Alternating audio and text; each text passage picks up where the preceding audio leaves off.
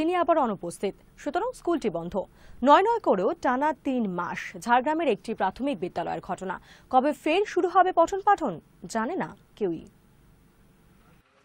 টানা ৩ মাস বন্ধ ঝাড়গ্রামের বড়বাড়ি প্রাথমিক বিদ্যালয়ে। কেবল পঠন পাঠনই বন্ধ নয়, বন্ধ স্কুলের মিড ডে মিলও।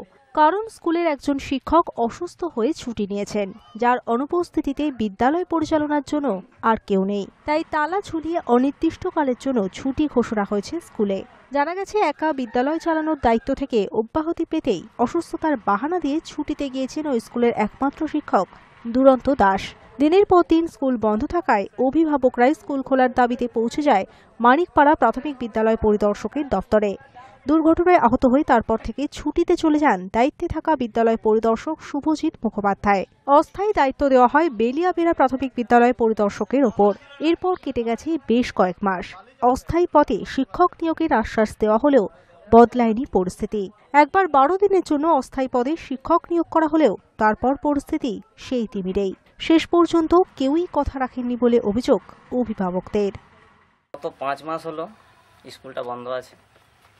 তার আগে ৩ মাস আগে আমরা এসআইয়ের কাছে গেছিলাম, আমাদের মানিকপাড়া চক্রের মধ্যে পড়ে এই বড়বাড়ি স্কুল প্রাথমিক বিদ্যালয়। সেখানে আমরা মৌখিকভাবে জানিয়েছিলাম যে আমাদের এখানে একটা সিঙ্গেল টিচার আছে, আপনি একটু দেখুন। কারণ প্রায় ৫ মাস আগে যতদিন ধরে আমাদের এখানে টিচার দুরন্ত দাস মাস্টারমশাই ছিলেন, উনি ১টা থেকে ১.৫টা এরকম স্কুল করতেন। স্কুল হয় না। কতদিন ধরে স্কুল হচ্ছে না? 5 মাস ধরে। 4 পর কোন ক্লাস হয়? 5 এ ভর্তি হতে পারবে না। কেন? সার্টিফিকেট নাই।